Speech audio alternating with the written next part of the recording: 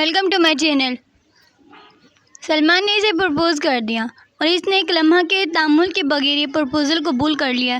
سلمان نے اسے پہلی ملاقات میں ہی دوسرے مردوں سے مختلف لگا تھا۔ فلک 20 سال کی تھی اور وہ اس سے 10 سال بڑا تھا۔ فلک کی طرح وہ نہ تو چھوٹی چھوٹی باتوں پر بھڑک اٹھتا تھا اور نہ ہی کسی بات کو فوراً اپنا رد عمل ظاہر کرتا تھا۔ وہ بہت سوبر اور ڈیسنٹ تھا، پرسکون انداز میں ٹھہر ٹھہر کر دھیمی آواز میں بات کیا کرتا تھا اور فلک کسی شہزادہ معمول کی طرح اسے بات کرتے دیکھتی رہی تھی۔ وہ کبھی بھی کسی کی بات اتنی انہماک سے نہیں سنتی تھی جس طرح وہ سلمان کو سنتی تھی۔ یہی وجہ تھی کہ سلمان کے پرپوز کرنے پر جیسے اس کی دلی مراد پوری ہو گئی ہو۔ اسے پہلی بار اپنی خوش قسمتی پر یقین آیا، لیکن ابھی کچھ مشکلات باقی تھیں۔ گھر میں اس کے پرپوزل کا ذکر کرنے پر جیسے ایک ہنگامہ کھڑا ہو گیا۔ شیر افغان کو اعتراض تھا کہ وہ ان کے برادری کا نہیں، ویسے بھی وہ فلک سے 10 سال بڑا تھا۔ وہ بلا شبہ ایک ویل آف فیملی سے تعلق رکھتا تھا، مگر وہ فیملی شیر افغان جلیل کی ٹکر نہیں تھی۔ فلک کے لیے اگر یہ ساری باتیں بے معنی تھیں تو شیر افغان کے لیے یہی چیزیں اہمیت رکھتی تھیں۔ وہ اپنی اکلوتی بیٹی کے لیے داماد ویسا ہی چاہتے تھے۔ سلمان اس معیار پر پورا نہیں اترتا تھا، مگر فلک کی ضد کے آگے ان کی مخالفت زیادہ دیر ٹھہر نہیں سکی۔ وہ اس کے رونے دھونے اور خاموشی برداشت نہیں کر سکے تھے۔ انہوں نے سلمان کے رشتہ کو نہ چاہتے ہوئے بھی قبول کر لیا۔ شیر افغان کی ناپسندیدگی سلمان سے چھپی نہیں رہ سکی تھی۔ منگنے کے فوراً بعد ان کے اختلافات پھر سے ابھر کر سامنے آئے، جب شیر افغان نے یہ کوشش کی کہ سلمان اپنی فیکٹری چھوڑ کر ان کے بزنس کو دیکھنا شروع کرے۔ انہوں نے یہ پیشکش فلک کے ذریعے کی، یعنی تمہارے فادر کو ایسا داماد چاہیے جو ان کی فائلوں والا بریف کیس اٹھا کر ان کے پیچھے پیچھے چلے۔ سرونٹ کم سن ان لا۔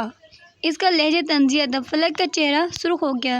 تم کیسی باتیں کر رہے ہو سلمان؟ کیا میرے پاپا تمہیں نوکر بنا کر رکھیں گے؟ وہ تو صرف یہ چاہتے ہیں کہ ان کا بزنس تم سنبھالو۔ ظاہر ان کا کوئی بیٹا نہیں اور میری شادی جس سے بھی ہوتی اسے پاپا کا بزنس تو سنبھالنا ہی تھا۔ اس نے وضاحت پیش کرتے ہوئے کرنے کی کوشش کی۔ اور میری سیرامکس کی فیکٹری کا کیا ہوگا؟ اس نے کچھ دیر بعد فلک سے پوچھا تھا۔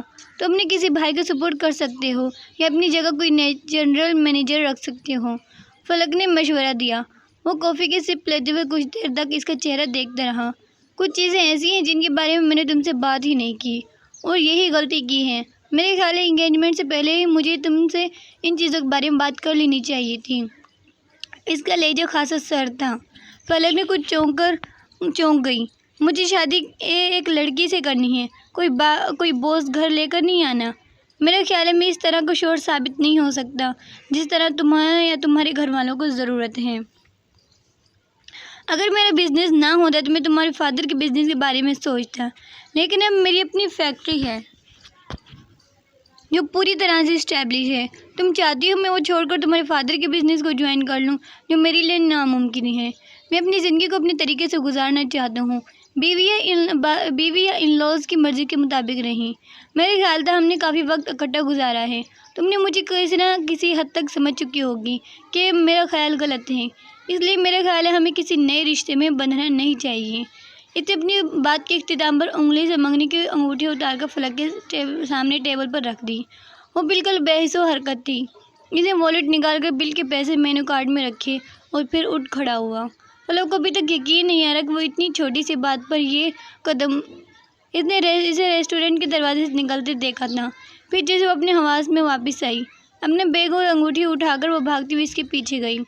وہ پارکنگ کی طرف جا رہا تھا۔ آئی ایم سوری سلمان اگر تم میری بات پر ہرٹ ہوئے ہو، لیکن میرا یہ مطلب نہیں تھا۔ اس نے پاس آ کر اس کے کندھے کو تھام کر لجاجت سے کہا۔ وہ رک گیا۔